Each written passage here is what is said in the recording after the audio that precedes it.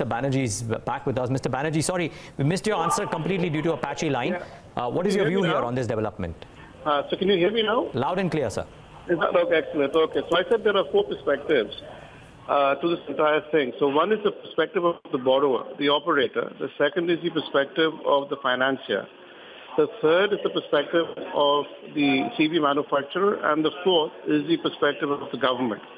So I'll start with the fourth first, which is that if the government does not want to in any way mediate or interfere in terms of the oil prices, at the same time they want to keep the transporters at bay in terms of their margins, it was a smart move in terms of allowing legitimatizing overloading, which is happening anyway, and thereby putting more money in the pockets of the operator without in any way impacting fuel prices. So that's one perspective.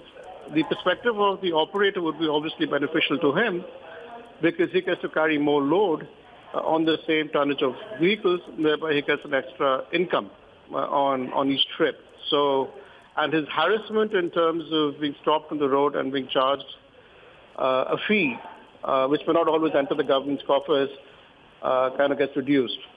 From a CV manufacturer's perspective, I think I heard Mr. Advani say that, it looks very good in terms of the medium-term perspective in terms of CV manufacturers. I would tend to agree with that, even though I do see a certain amount of headwinds in terms of interest costs and in terms of the oil prices, both of which have a significant impact on the profitability of the operator.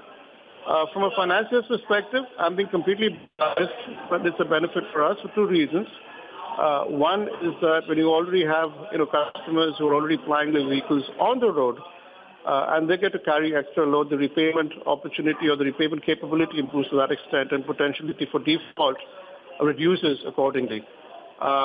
It could impact the finances in terms of maybe slightly muted future sales of assets, but I don't really see that happening.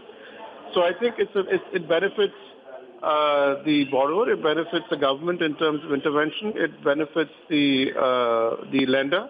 The only challenge here is that each vehicle is made for certain specs, and there was a fairly detailed article read today by an interview with Mr. Vinod Bhastri of Ashok Leyland, where his voice is concerned about the fact that you have certain specs for vehicles, and the overloading that's been permitted is well above the specs. So I think there needs to be some dialogue and discussion around this.